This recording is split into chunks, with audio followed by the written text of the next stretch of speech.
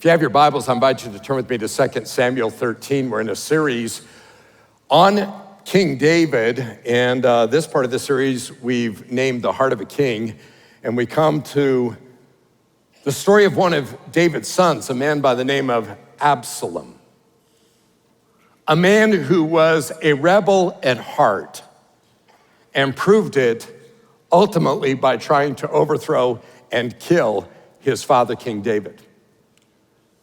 It's important as we start this just for us to understand that this is not a message on politics. It's not a message on the kingdom. It's the story of a broken family. Few things bring more heartache into a home than when a son or daughter rebels against their parents, and even more tragically, rebels against God. That's the pain that King David lived with, and it's the pain that sadly some of you today know all too well.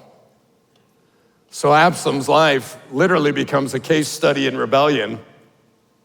How does rebellion start? Where does rebellion come from? And maybe a better question is, how can you and I avoid it in our own life? And how do we as parents keep our children from becoming rebels? And this is extremely relevant.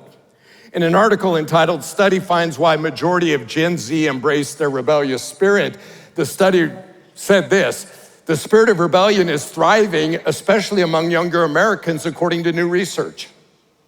The survey of 2,000 Americans ages 21 through 26 revealed that Gen Zers are the most likely to live their life in a rebellious fashion, more than any other generation.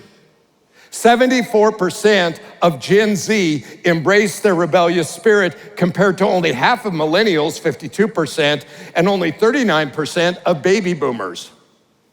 Interestingly, rebellion is now seen as more than an attitude, it's a skill. Being rebellious, as defined today, is not just about defiance, it's about creating a new identity and a sense of empowerment. It's about carving your own path. That is a decidedly different view on rebellion than the Bible has. In 1 Samuel chapter 15 and verse 23, Samuel says this to Saul: rebellion is as sinful as witchcraft. Literally, that word in the Hebrew is fortune telling. To be a rebel in God's eyes is the same as being a fortune teller. And stubbornness, which literally the better word is to press or urge someone, as bad as worshiping idols. So in other words, to encourage somebody in rebellion is as bad as worshiping idols. Oh, I know, you just gotta be you. That's right, you go show them. You might as well be an idol worshiper if you're encouraging rebellion. That is why Absalom's story is so very relevant for us today. And the real question is, how does a person become a rebel?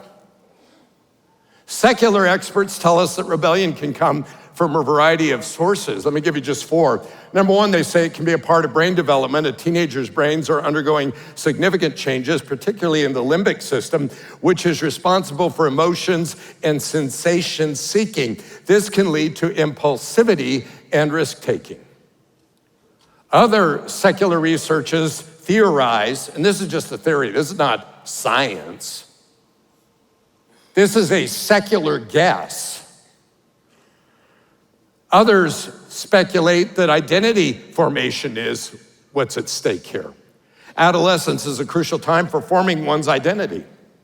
The assumption here is teens have to rebel. That's not true. Teens rebel when certain factors are present.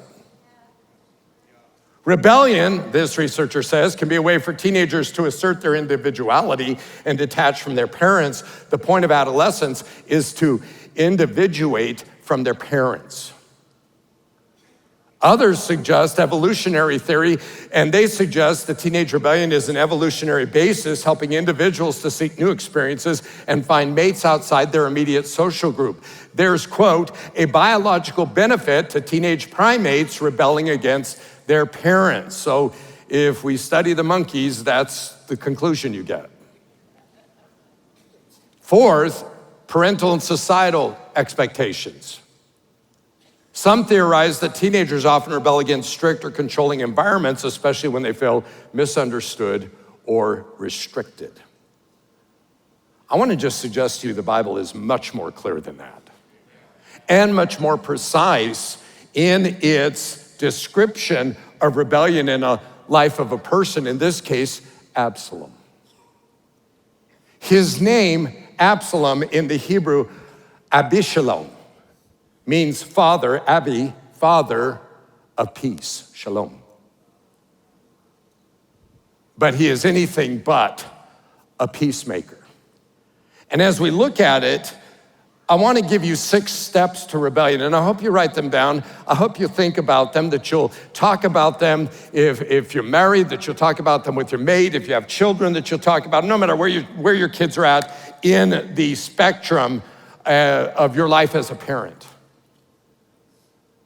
And then it will help you to pray, if you're a grandparent like Debbie and I, to pray for your children and your grandchildren, or that you would pray for people you know who are parenting. Number 1, rebellion often begins with a passive or indulgent parent. David was a man after God's own heart, but he was both passive and indulgent as a parent, which tells us you can love God deeply and not raise children who love God. What a parent does, how a parent lives is very, very important in terms of loving God. It's critical. And yet at the same time, there have to be other things that are considered in addition to your walk with God as you think about parenting. In David's life, what you see is a pattern of non-confrontation. In 2 Samuel 13, we're introduced to David's oldest son, the heir to the throne. He's next in line to the throne. His name was Amnon. But Amnon was not a lover of God. Amnon is pagan.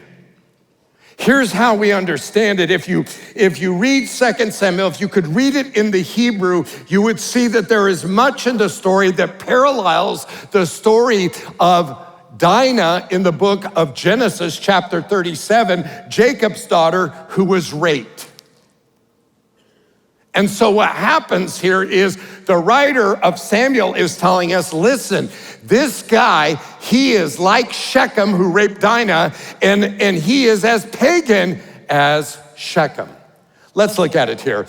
Chapter 13, verse 1. In the course of time, Amnon, son of David, fell in love with Tamar, the beautiful sister of Absalom, son of David. Amnon became frustrated to the point of illness on account of his sister Tamar, for she was a virgin, and it seemed impossible for him to do anything to her. So Amnon lay down and pretended to be ill. When the king came to see him, Amnon said to him, I would like my sister Tamar to come and make some special bread in my sight so I may eat from her hand. Right away, alarm bells should be going off in David's head. It's like, this is not normal.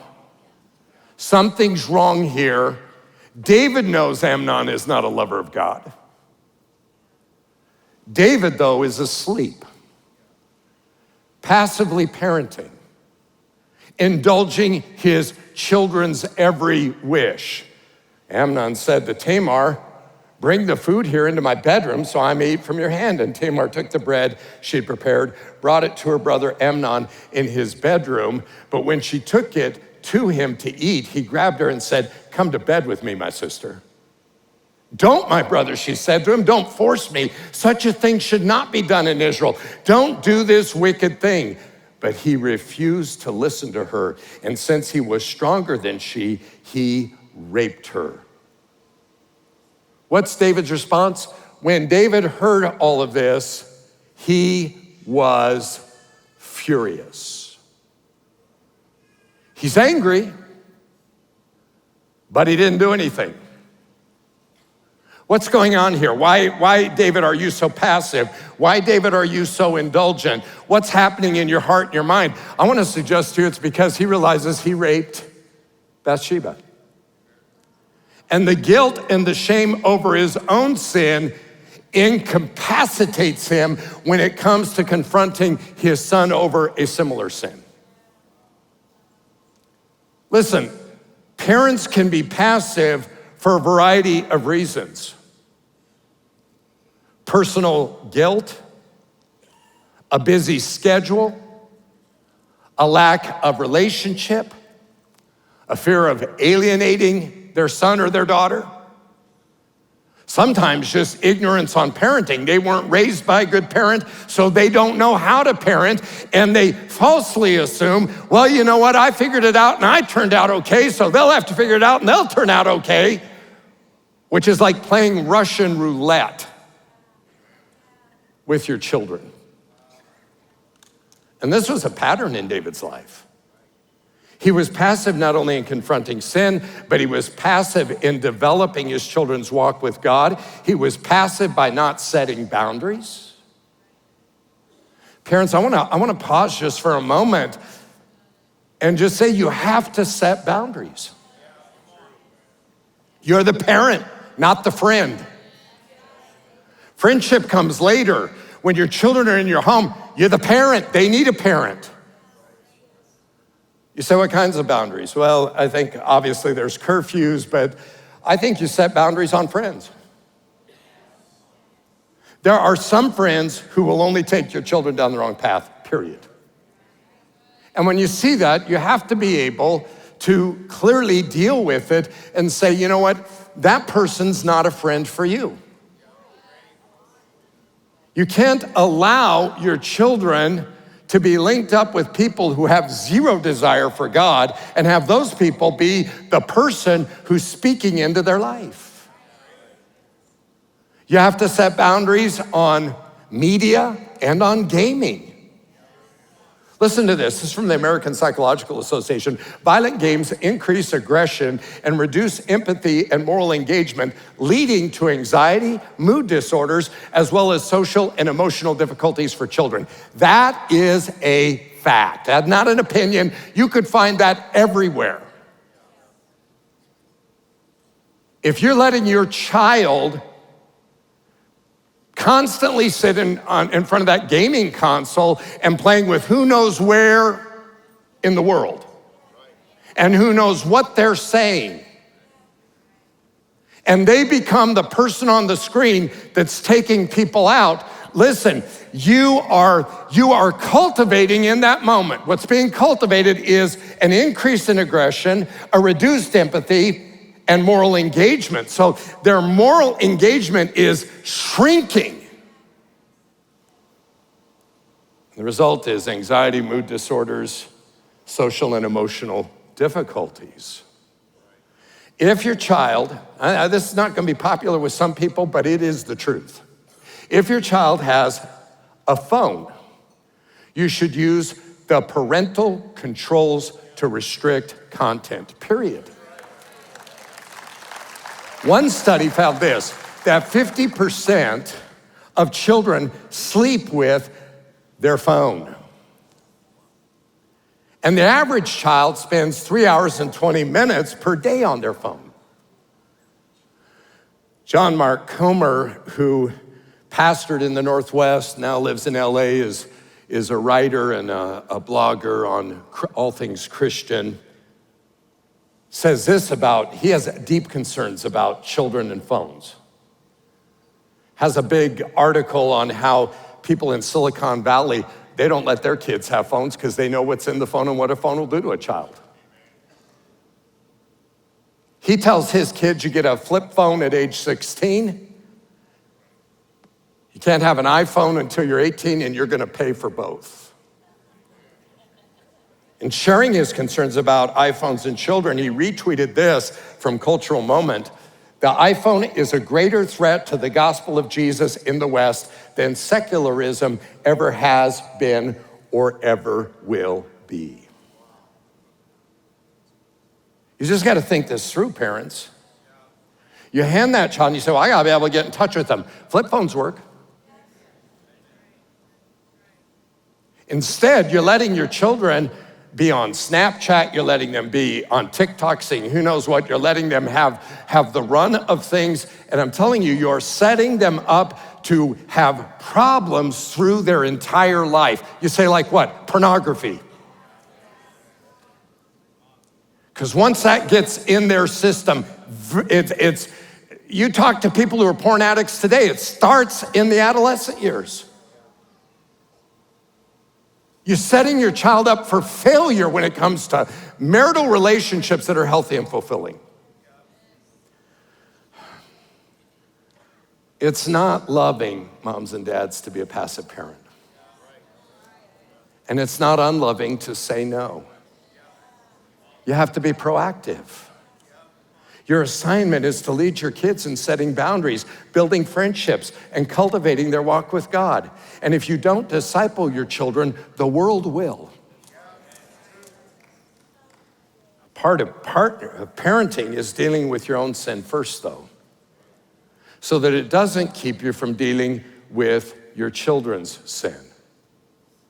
Which means you have to deal with sin through confession, and you have to deal with shame biblically, training your conscience to think biblically, because the conscience can be untrained and not be capable of thinking biblically. The conscience is not the voice of God. God can stimulate the conscience, but you have to train your conscience according to the Word of God. Sometimes that requires that you have to get counseling so that you can undo some of your false ideas and patterns of thinking. Let me say this, confess sin does not disqualify you from leading your family. What it does is it makes you dependent upon God's grace. As well, let me just add this. If you glorify your misdeeds as a teenager, you are asking your children to do the same. Oh, I remember when we did this. Listen, you know what? I had some misdeeds. My kids never knew about them when they were in the home. I didn't want them to know. I didn't want them to feel that a rite of passage on the way to adulthood was acting like the idiot I was. I don't think it helped me. And my kids are better off for not having heard it at that time when they would have been influenced to do what I did when I was not a believer and I was not serving God. Listen, rebellion starts with a passive or indulgent parent. Number two, rebellion takes root with suppressed anger. Almost always there's an anger that is dormant, that is at the root of what's happening in rebellion. Tamar was Absalom's sister. Watch what happens here. And her brother Absalom said to her, so she's been raped, she's torn her robes, she's covering her head, she's weeping. Absalom sees her, he says, has that Amnon, your brother, been with you? Be quiet now, my sister, he is your brother. Don't take this thing to heart. And Tamar lived in her brother Absalom's house, a desolate woman. What does Absalom do with this? Absalom never said a word to Amnon, either good or bad. He hated Amnon because he had disgraced his sister. So there's no communication. He's not talking to Amnon. He's not talking to David. He's angry. And when you have anger, murder is right around the corner. Jesus makes this line very clear in the Sermon on the Mount. He says, you've heard that it was said to the people long ago, do not murder, and anyone who murders will be subject to judgment. But I tell you that anyone who is angry with his brother will be subject to judgment. What happens is anger is lying in there, and if unaddressed, it will ultimately lead to reaction. And that's what happened to Absalom. 2 years passed, and Absalom, cunning, having planned this thing, goes to King David, and he asks King David to come to Absalom has land. He has sheep that he's shearing. It's a time of celebration, a time of festivity. And he knows David's not gonna come because David is a passive parent. And what you almost see with David is once David commits the sin with Bathsheba, once David confesses it, David almost becomes isolated. It's a different David that you see in the last part. Here's David, he's not with his family, he's not leading his family, he's not pastoring his family. All he can do is feel guilt over what's happening in his family.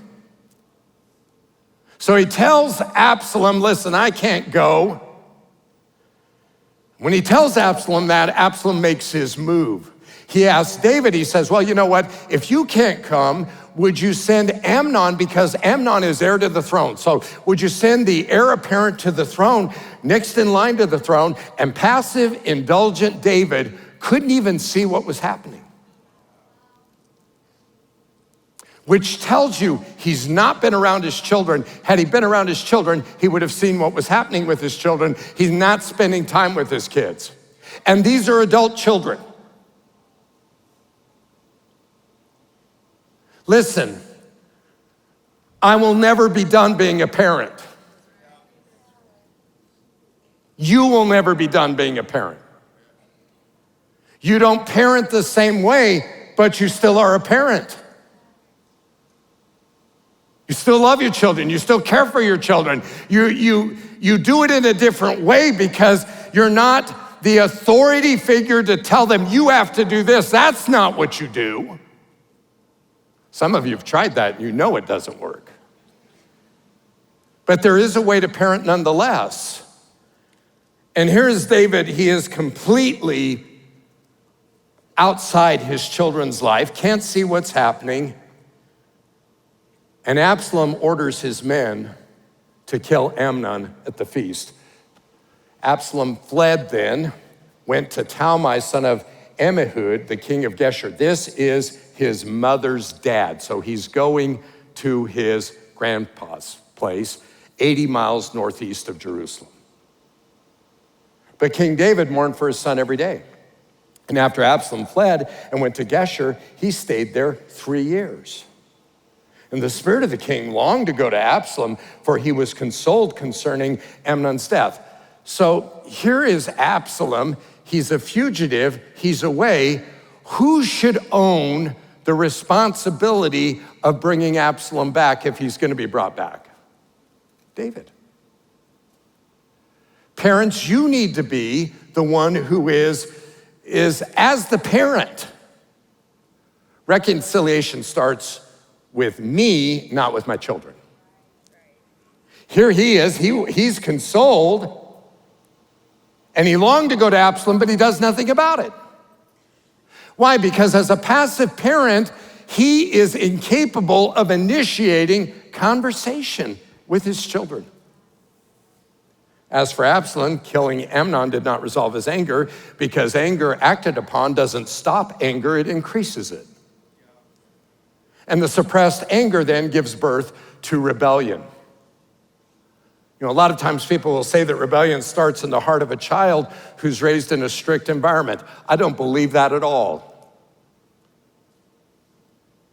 If that's true, I should have 3 of the angriest children you've ever met. It starts in an environment where children become angry because there are rules without relationship. And it grows when anger gets bottled up because there's no real resolution and no real conversation. Let me just say this, parents. Your kids need to know they can bring their hurts to you, their anger to you, their questions to you, and that it will be safe for them to do it. And ultimately, that they can do that to God. As far as I know, when I parented my children, and nobody's gonna bat 1,000, there are times I made mistakes. If I did anything well, and it was just simply because of a lot of practice, it was apologizing to my kids. One of the things after my kids were raised that I did is I would individually say to them, is there anything when you think back, you gotta have the right time and place to do that, but is there anything when you think back over your childhood, is there any point where you feel, I didn't handle something right or I let you down and it still bothers you? If so, I want to apologize to you, but I want you to understand my apology is not a way of saying we're not gonna talk about it. My apology is a way of saying, I'm brokenhearted over the fact that I failed you as a parent in areas I know I did. So can we talk about this so that you're free from it?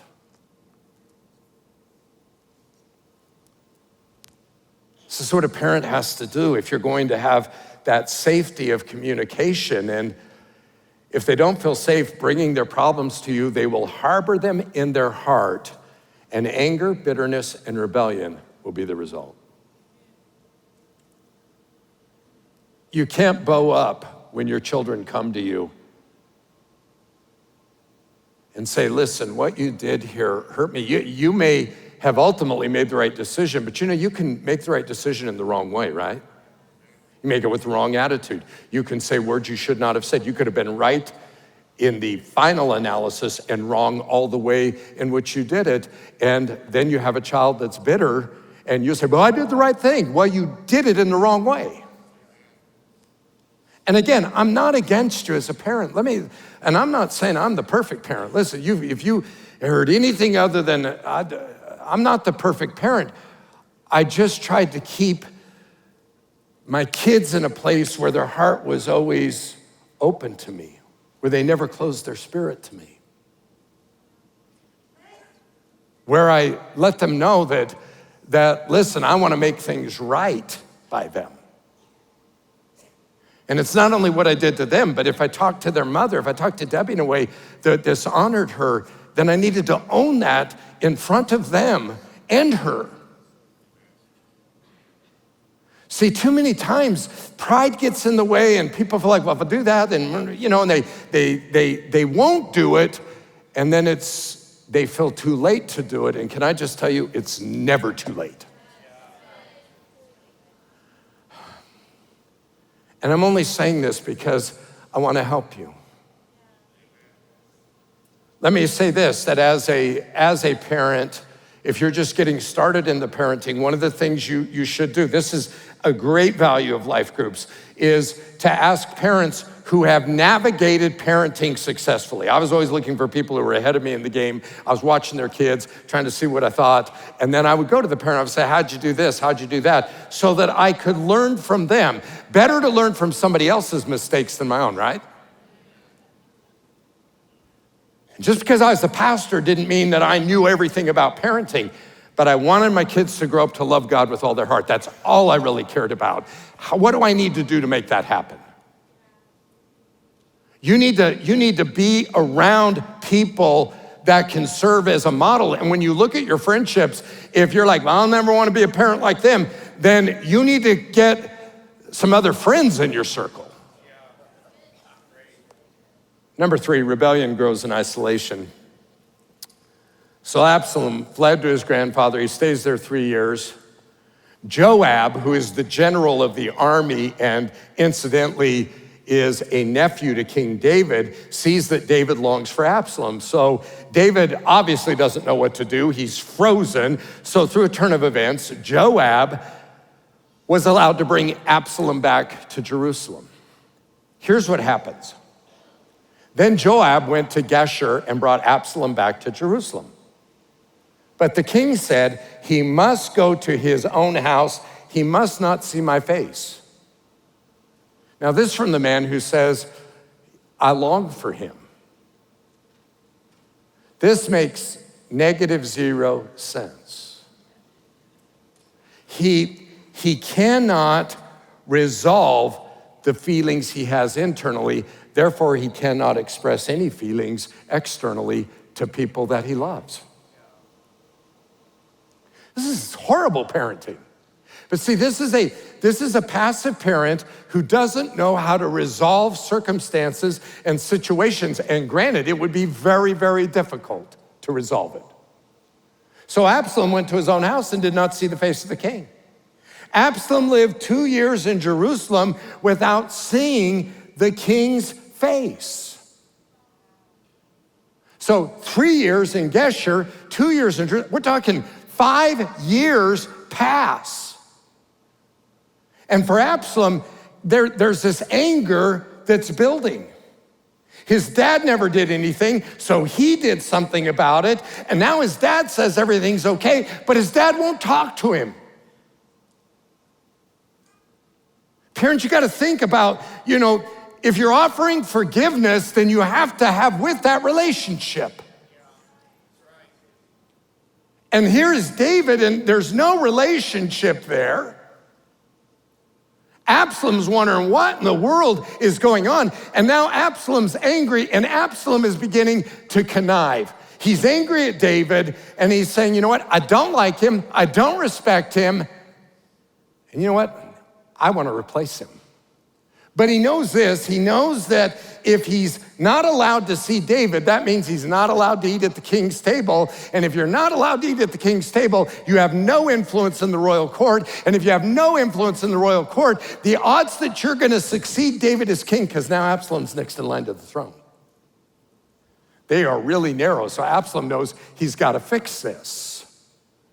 So no conversation, nothing's resolved. Absalom wants to see David. David doesn't want to see him. So what Absalom does is he has his servants light Joab's wheat fields on fire, burns them to the ground to get Joab's attention, because he'd asked Joab to take him to the king. Joab said, I've done all I'm doing for you, dude.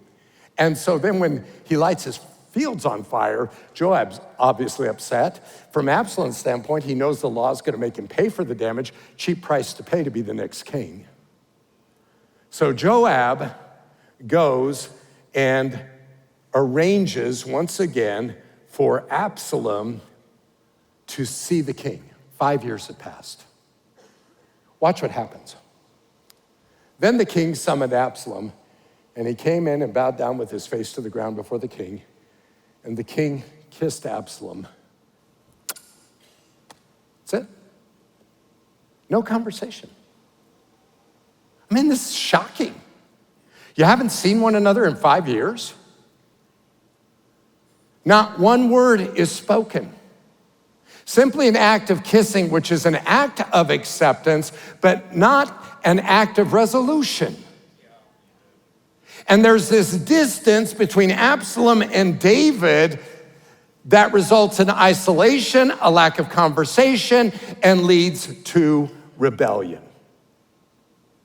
Now listen, moms and dads, you have to have a relationship with your children. I want you to think about this. If they're spending 7 hours at school and 3.5 hours on their phone and another 2 hours in whatever activities they're in, extracurricular, when are you spending time with them? In a poll of 2,000 parents, on average, parents spend 44 minutes a day talking with their children. They will spend, we'll bring it up here for you, before school, they'll spend 9 minutes. After school, 14 minutes. At dinner time, 11 minutes. At bedtime, 10 minutes. And here's the lie a lot of parents buy into. Well, we don't have quantity time, but we have quality time. But that's not adequate. And what's heartbreaking is I see a lot of parents who genuinely love their children, but you can love your children and never have influence with your children if you don't spend quality and quantity time with your children. Yeah, great. And here's one of the ways you know when your children no longer open up and talk to you, that is, you say, well, they just don't want to talk to me. Well, you know what they're saying? They're saying, I need you. Who's the parent here? Well, they don't want to talk to me, I'm not going to talk. Listen, you can't let your kids ignore you. You have to refuse to be ignored.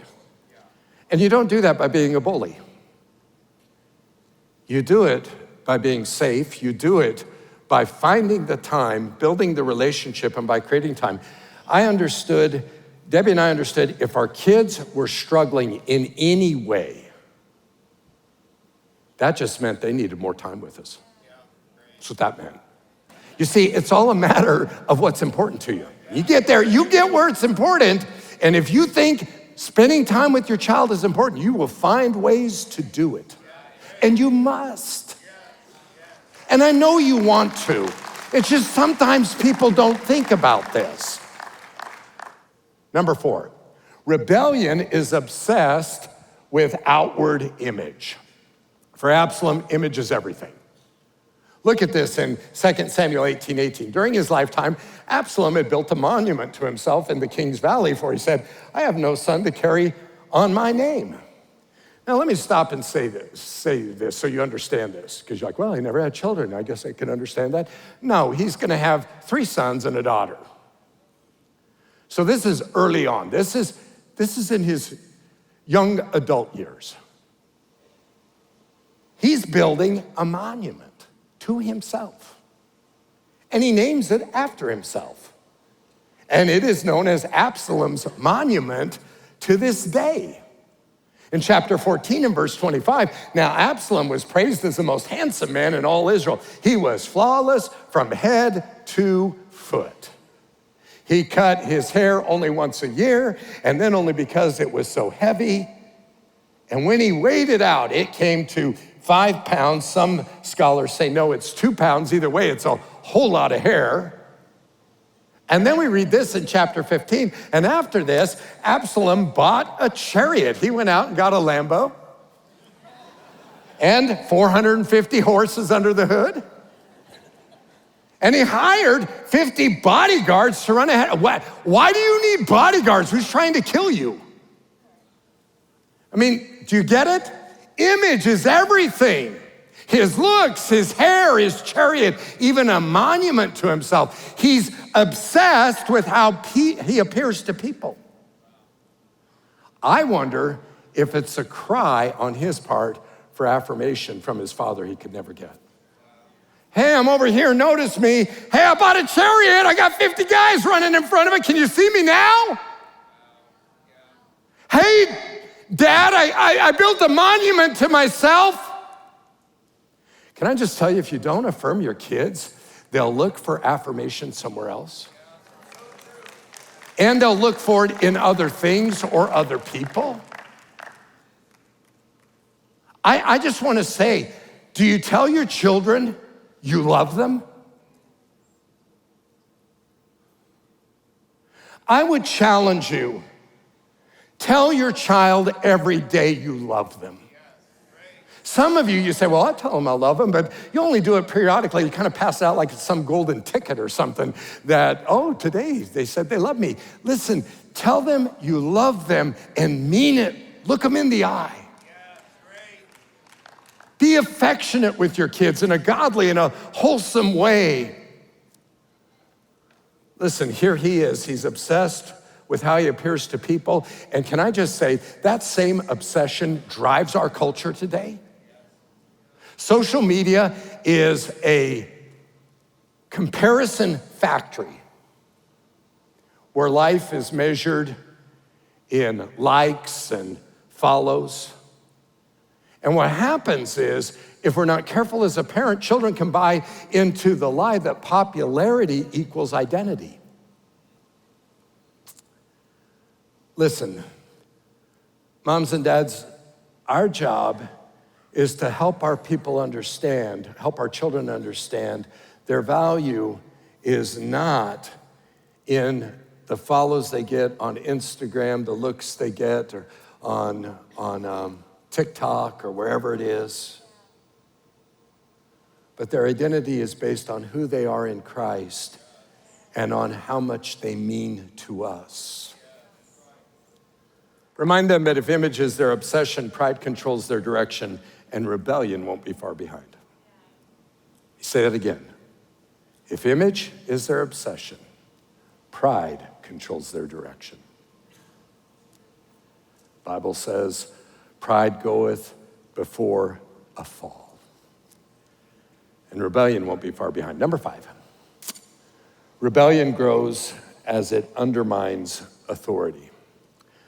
Chapter 15, he got up early every morning and went out to the gate of the city. This is Absalom. Why the gate of the city? The gate of the city is where the judicial decisions were rendered in the gate. So the gate is not just like a wooden gate you go out of and narrow. A gate would be like a tunnel. And you would have benches, and the elders would take their place at the gate. And then there'd be a pedestal where there was a throne. And the king would sit on his throne. There would be elders there, and people could come and bring their cases to the king and have them adjudicated. And what would happen is the king would go around to the various towns that would be considered regional centers. It would be announced, hey, the king's gonna be here with the legal court, and you can come, or there would be times when it would happen in the capital city. So what is happening here is he's going to the city gate. We don't know which one, we assume it's Jerusalem, but probably others, where he's going out there, and he's getting out there early in the morning, every morning. Here's what he's doing. He's saying, I'm here every morning, David's not. He's saying, look, I care about you, he doesn't. You can get to me, you can't get to him. Absalom would ask where in Israel they were from, and they would tell him their tribe. And Absalom would say, you've really got a strong case here. It's too bad the king doesn't have anyone to hear it. My dad is not doing his job. I mean, he's just creating this unrest. Read on. I wish I were the judge. Oh, I'll bet you do. Then everyone could bring their cases to me for judgment, and I would give them justice. Listen, if I were king, if only I were king, boy, it would be great for you. When people tried to bow before him, Absalom wouldn't let them. Instead, he took them by the hand and he embraced them. I mean, he's like, listen, I'm just one of you. I'm just one of the people. You want one of the people on the throne, I'm your guy. And Absalom did this with everyone who came to the king for judgment. And so he stole the hearts of the people of Israel. After 4 years, he does this for 4 years. He whispers, pss, pss, pss, pss. He compares, he promises, all of it to undermine David's authority. Listen, you know what? One of the ways rebellion works is by what you say to people about the other people, about the people God has placed over you. Let me ask you a question. Do your words make people more loyal to the authorities God has placed over them in their lives, or less loyal? Because God has called us to honor those he's placed over us. Number 6. Rebellion is ultimately about control. Look at it in chapter 15, verse 7. Absalom said to the king, let me go to Hebron to offer a sacrifice to the Lord and fulfill a vow I made to him. For while your servant was at Geshur in Aram, I promised to sacrifice to the Lord in Hebron if he would bring me back to Jerusalem.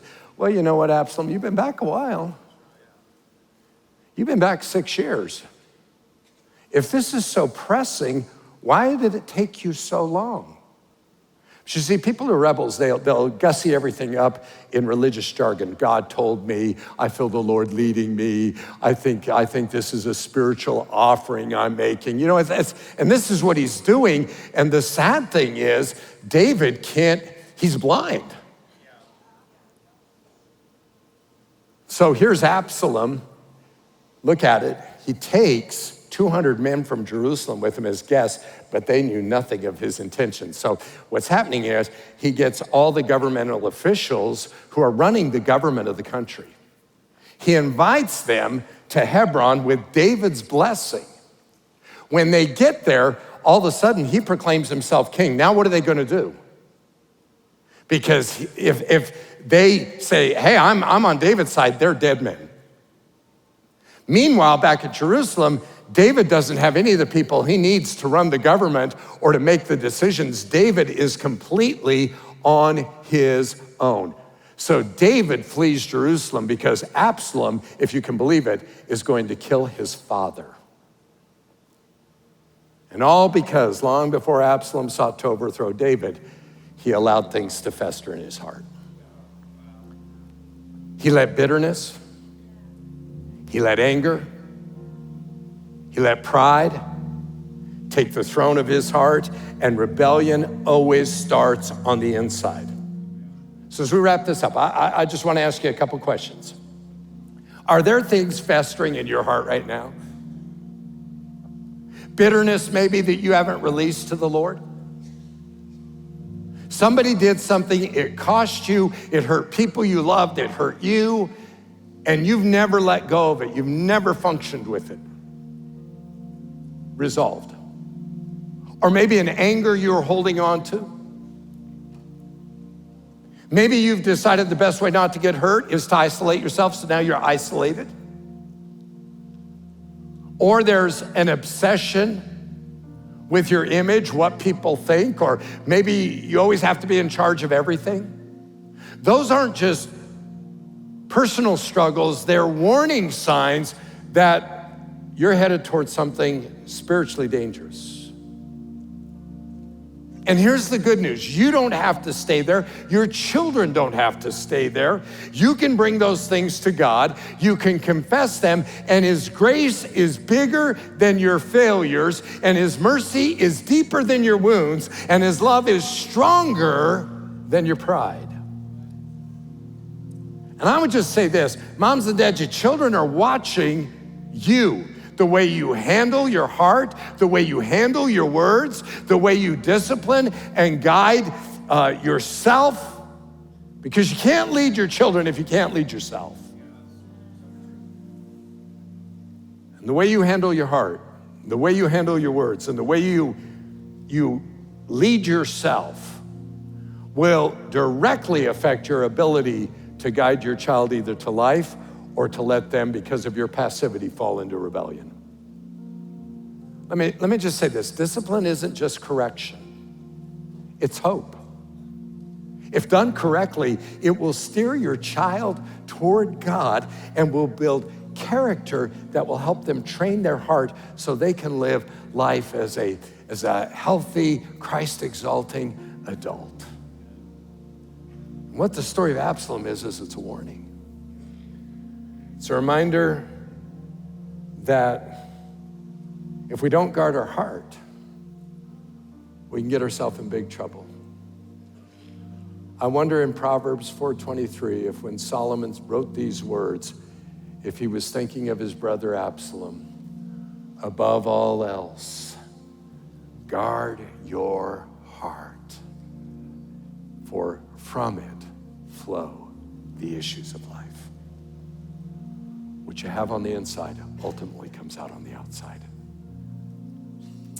And you're in the right place today to receive God's help and to experience the power that only he can bring to change your life. Thank you so much for joining James River Church on our YouTube channel.